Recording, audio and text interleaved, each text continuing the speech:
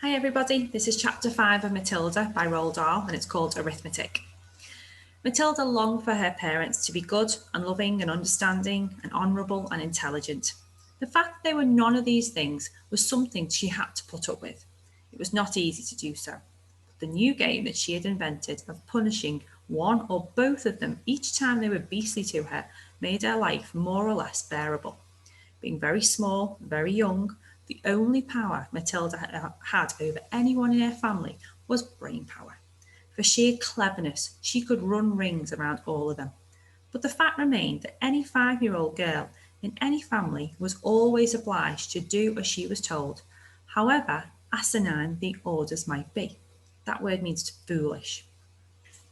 Thus, she was always forced to eat her evening meals out of TV dinner trays in front of the dreaded box. She always had to stay alone on weekday afternoons, and whenever she was told to shut up, she had to shut up. Her safety valve, the thing that prevented her from going round the bend, was the fun of devising and dishing out these splendid punishments, and the lovely thing was that they seemed to work, at any rate for short periods. The father, in particular, became less cocky and unbearable for several days after receiving a dose of Matilda's magic medicine. The parrot in the chimney affair quite definitely cooled both parents down a lot, and for over a week they were comparatively civil to their small daughter. But alas, this couldn't last. The next flare up came one evening in the sitting room. Mr. Wormwood had just returned from work.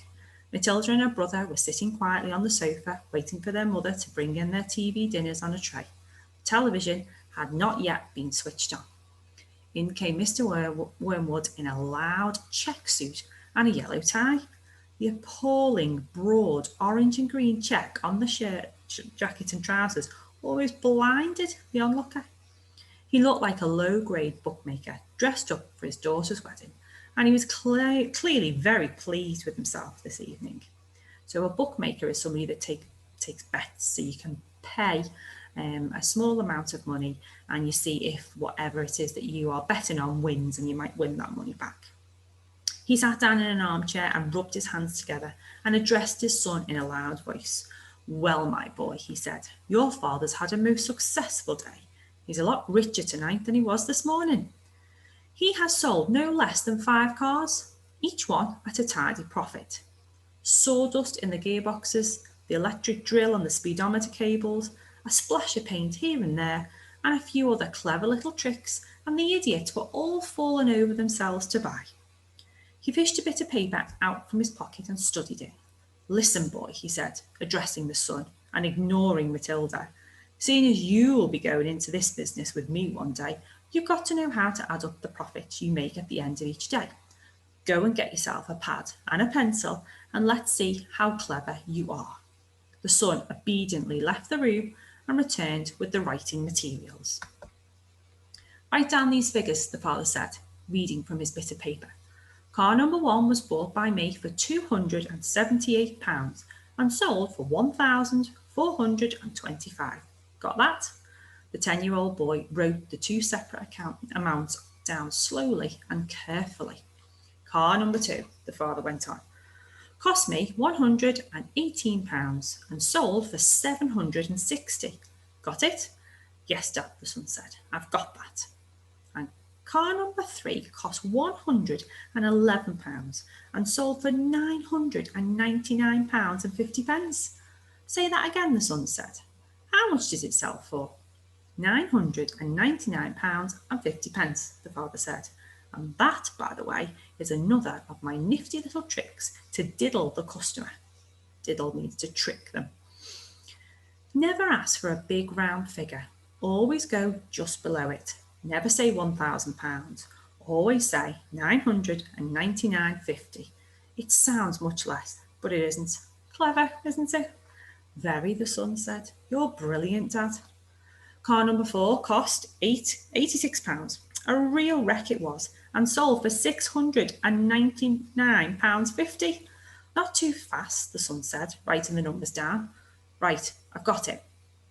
Car number 5 cost £637 and sold for £1,649.50. You got all those figures written down, son?" Yes, Daddy, the boy said, crouching over his pad and carefully writing. Very well, the father said. Now work out the profit I made on each of the 5 cars and add up the total. Then you'll be able to tell me how much money your rather brilliant father made altogether today. That's a lot of sums, the boy said. Of course it's a lot of sums, the father answered. But when you're big in business like I am, you've got to be hot stuff at arithmetic. I've practically got a computer inside my head. It took me less than 10 minutes to work out the whole thing. You mean you did it in your head, Dad? The son said, goggling. Well, not exactly, the father said. Nobody could do that. But it didn't take me long. When you're finished, tell me what you think my profit was for the day. I've got the final total written down here, and I'll tell you if you're right. Matilda said quietly, Dad, you made exactly £4,303.50 altogether. Don't butt in, the father said. Your brother and I are busy with high finance. But Dad, shut up, the father said. Stop guessing and trying to be clever. Look at your answer, Dad, Matilda said gently. If you've done it right, it ought to be £4,303.50. Is that what you've got, Dad? The father glanced down at the paper in his hand. He seemed to stiffen. He became very quiet. There was a silence. Then he said, Say that again. £4,303.50, Matilda said. There was another silence. The father's face was beginning to go dark red. I'm sure it's right, Matilda said. You little cheat, the father suddenly shouted, pointing at her with his finger. You've got my bit of paper. You read it off from what I've got written down here. Daddy, I'm on the other side of the room, Matilda said. How could I possibly see it? Don't give me that rubbish, the father shouted. Of course you looked. You must have looked. No one in the world could give me the answer just like that, especially a girl. You're a little cheat, madam. That's what you are, a cheat and a liar. At that point, the mother came in, carrying a large tray on which there were 4 suppers. This time it was fish and chips, which Mrs. Wormwood had picked up from the fish and chip shop on her way home from bingo. It seemed that bingo afternoons left her so exhausted, both physically and emotionally, that she never had enough energy left to cook an evening meal. So if it wasn't TV dinners, it had to be fish and chips. What are you looking so red in the face about, Harry? She said as she put the tray down on the coffee table. Your daughter's a cheat and a liar, the father said. Taking his plate of fish and placing it on his knees, turn the telly on, and let's not have any more talk.